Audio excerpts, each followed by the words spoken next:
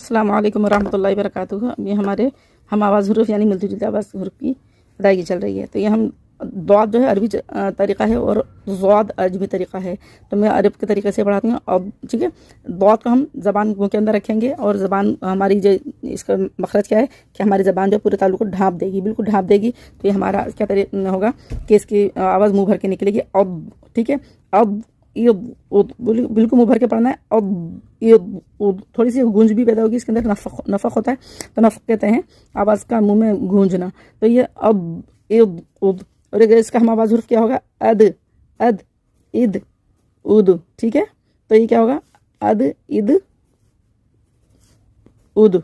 ठीक है, तो इस तरीके से ये हम आवाज़ हुर्फ बनेंगे, अद इद उद। तो इसमें फ़र्क करके पढ़ें, अब इद उद अद इद उद।